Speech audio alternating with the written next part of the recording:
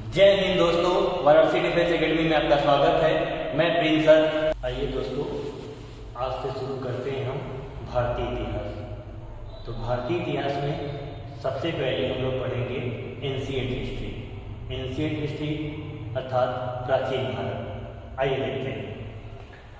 हम जिस देश में रहते हैं उसका नाम भारत, इंडिया और भी कई नाम हैं। तो उस नाम का नामकरण कैसे हुआ, सबसे पहले वह देखते हैं।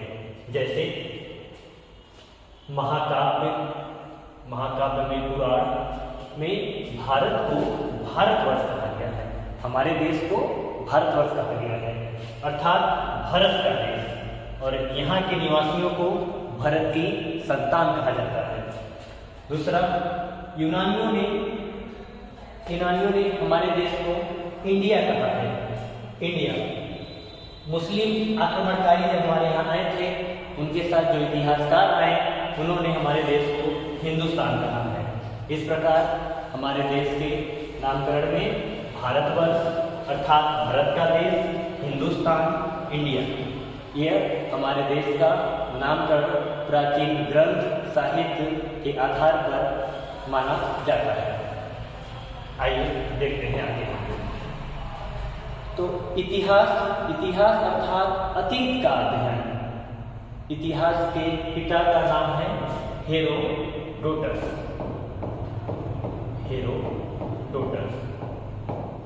अर्थात हेरोडोटस को इतिहास का जनक कहते हैं। पढ़ाई की सुविधा के लिए हमने प्राचीन इतिहास को 3 भागों में बांट रखा है। जैसे प्रागैतिहासिक काल, आद्यैतिहासिक काल, ऐतिहासिक काल। यह विभाजन लेखन प्रक्रिया के आधार पर किया गया है।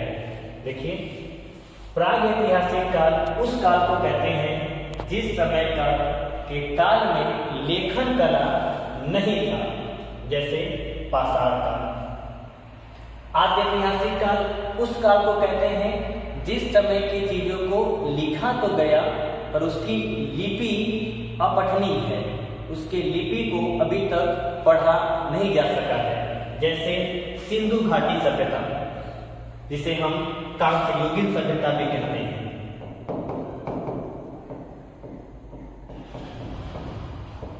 तीसरा, ऐतिहासिक काल। ऐतिहासिक काल उस काल को कहते हैं जिस काल के लिपि को पढ़ा भी जा सकता है, अर्थात ऐसा काल जिस समय के लिपि को लिखा भी गया और उसे हम पढ़ भी सकते हैं। ठीक है, यह शुरुआत वैदिक काल से लेकर मध्यकालीन भारत, आधुनिक भारत और आगे भी चलता रहता है। तो आइए हम इस पहली कड़ी में देखते हैं पाषाण काल।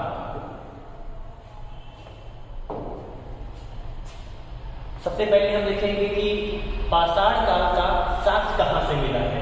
जैसे ज्ञानी मानव, इस समय जो मानव है वह है ज्ञानी मानव अर्थात होमोसेपियंस। तो होमोसेपियंस धरती पर आज से लगभग 30 से 40 हजार पूर्व आए थे। आज से लगभग 30 से 40 हजार वर्ष पूर्व आए थे। ऐसा माना जाता है कि इनका अफ्रीका से आगमन हुआ था।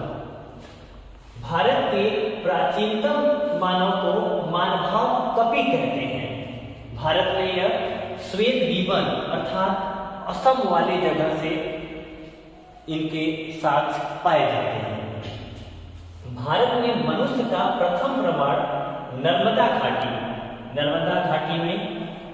घाटी में प्राप्त हुआ है। रॉबर्ट फुट भारत में पुरातात्विक साक्ष्य की खोज किया, उनके औजारों का खोज किया, अर्थात पूरा पाषाण औजारों के खोजकर्ता का नाम क्या है? Robert Brooks. चलिए आगे बढ़ते हैं। सबसे प्राचीन जो साक्ष्य हमें प्राप्त हुआ है पूरा पाषाण काल का, वह हमें मिला है पल्लववरम, जो कि आज के तमिलनाडु में पड़ता है। और भारत का सबसे प्राचीनतम नगर की बात किया जाए तो मोहनजोदड़ो, जिसे हम मृतकों का टीला के नाम से भी जानते हैं। पाषाण काल को ही हम 3 भागों में बांटते हैं। पहला पूरा पाषाण काल, दूसरा मध्य पाषाण काल, तीसरा नव पाषाण काल। पहला पूरा पाषाण काल, दूसरा मध्य पाषाण काल, तीसरा नव पाषाण काल। पूरा पाषाण काल उस समय को कहा जाता है जिस समय के मानव आखेटक थे, अर्थात घूम घूम कर अपना जीवन यापन किया करते थे। पूरा पाषाण काल में ही पत्थर के द्वारा आग का खोज किया गया था। पत्थरों को आपस में रगड़कर आग का खोज किया गया था। मध्य पाषाण काल उस काल को कहते हैं जब इंसान शवों को दफनाना शुरू कर दिया था। इस काल को माइक्रोलिथ के भी नाम से जाना जाता है। माइक्रोलिथ अर्थात इस समय के औजार जो बने थे पत्थर के, वह छोटे आकार के बनने शुरू हो गए थे। वह छोटे आकार के बनने शुरू हो गए थे, इसलिए मध्य पाषाण काल को माइक्रोलिथ के नाम से भी जाना जाता है। तीसरा है नव पाषाण काल। नव पाषाण काल बड़ा ही क्रांतिकारी काल था। नव पाषाण काल में पहिए का खोज हुआ, कृषि का आविष्कार हुआ। जब कृषि का आविष्कार हुआ और पशुपालन का भी शुरुआत हो गया तो मानव अस्थायी रूप से रहना शुरू कर दिया था। मानव अस्थायी रूप से रहना शुरू कर दिया गया था। तो मानव द्वारा सबसे पहले पाला गया पालतू पशु कुत्ता था। मानव द्वारा पाला गया सबसे पहला पालतू जानवर कुत्ता था। ठीक, आगे बढ़ते हैं। सबसे पहले जिस धातु का खोज किया गया वह था तांबा। तब धातु के खोज के बाद तांबे का औजार बनाया गया। तो सबसे पहले तांबे का औजार के रूप में कुल्हाड़ी बनाया गया था। कुल्हाड़ी की सबसे प्रथम प्राप्ति तमिलनाडु के अतिरपक्कम से हुआ है और सबसे पहले जो खेती की गई थी वह था गेहूं और जौ। गेहूं और जौ का साथ मेहरगढ़ जो आज के बलूचिस्तान में पड़ता है वहां से प्राप्त हुआ है। और गेहूं के अलावा अन्य फसल में चावल जो कि उत्तर प्रदेश के कोल्डीवा से प्राप्त हुआ था। तो दोस्तों आज के लिए इस सेशन को हम यही रखते हैं। हम प्राचीन भारत और भारत के इतिहास के आगे आपको वीडियो के रूप में छोटे छोटे पार्ट में कर पूरा संपूर्ण पढ़ाते रहेंगे। जय हिंद दोस्तों।